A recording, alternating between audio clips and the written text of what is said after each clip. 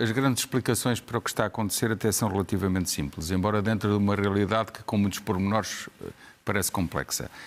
Na verdade, o que se está a passar ao nível da inflação é que ela vai perdurar alta.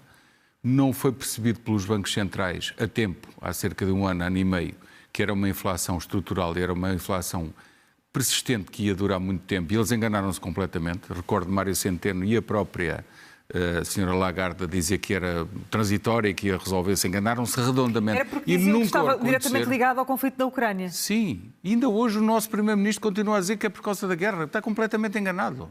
Não tem a ver com isso. Tem a ver com aquilo que foi 15 anos de emissão de dinheiro pelos bancos centrais, que criou excessos de dinheiro que levaram a bolhas nas bolsas, nos mercados imobiliários, num conjunto de setores, até nas criptomoedas, e que depois, mais tarde, com a pandemia, a emissão de dinheiro ainda foi maior e acabou por chegar aos bolsos da maioria das pessoas. Resultado, com o fim da pandemia e a retoma da procura, a oferta não foi suficiente. É esta a história. Isto vai perdurar durante 2 ou 3 anos. Ainda ontem o governador do Banco de Portugal dizia: eu prevejo que o pico da subida das taxas de juros para fazer face a esta hiperinflação iria ser em junho, julho. Ele sabe lá. Nem sabe, ele nem sabemos nós. E até nós. disse que elas deviam começar a descer em 2024. Ele disse isso. Pois, mas ele não sabe. Tal como não soube se era persistente e permanente ou não. Enganou-se na tal previsão. E, portanto, isto é um fenómeno muito mais vasto, cujas consequências são gravíssimas e, sobretudo, para a maioria das pessoas, o cidadão médio, que vive dos seus rendimentos e não tem rendimentos de capital. E da mesma maneira que nós percebemos que os bancos centrais fizeram de aprendizes de feiticeiro porque se deixaram embarcar pelos governos para resolver a crise anterior, passaram a emitir muito dinheiro, e deu no que deu, já acabámos de falar nisso. Da mesma maneira, naquilo que diz respeito à análise dos fenómenos subsequentes à hiperinflação, também tem políticas erradas e percepções erradas. O Banco Central Europeu, a senhora Lagarde, desculpa a expressão em bom português, tem a lata de vir dizer cuidado com os salários, moderem os salários, porque isso provoca inflação.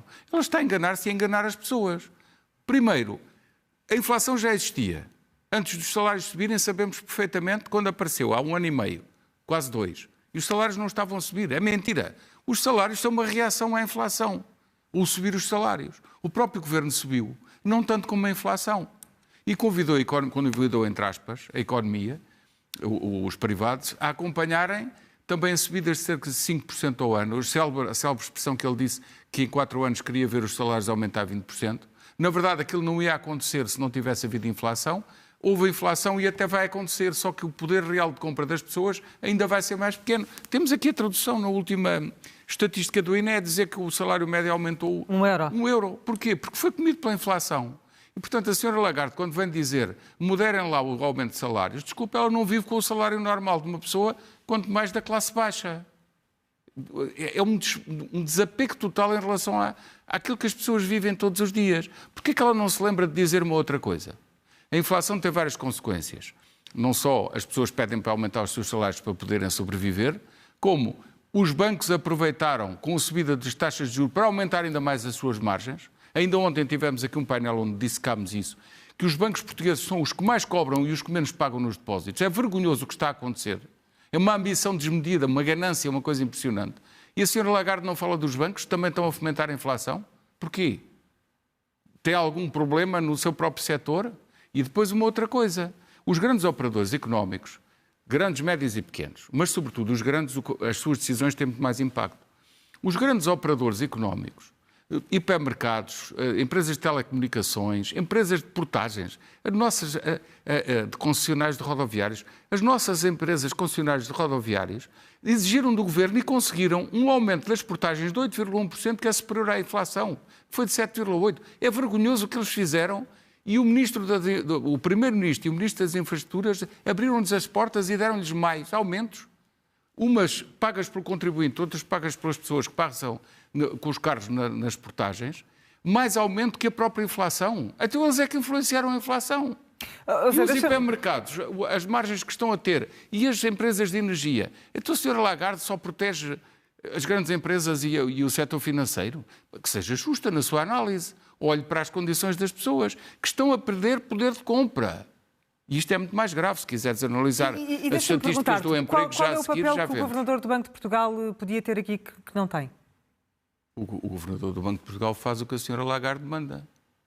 Há uma classificação entre governadores de bancos centrais que fazem todos... Ou faz porque não pode fazer mais? Não pode fazer outra coisa.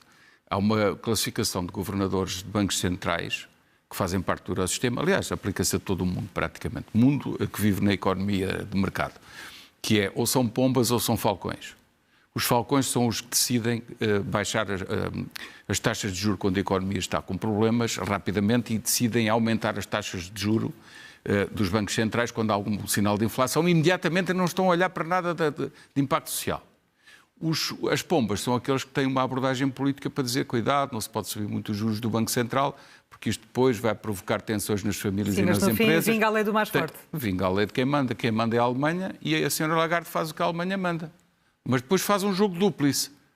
Para governos mais liberais e para governos mais à esquerda, vai fazendo um jogo dúplice. A própria Alemanha, como sabemos, tem uma coligação que também tem elementos de esquerda e de direita, portanto, ela vai fazendo sempre um jogo dúplice. E, na verdade, umas coisas não percebe, outras coisas enganam as pessoas. Esta é que é a verdade da história.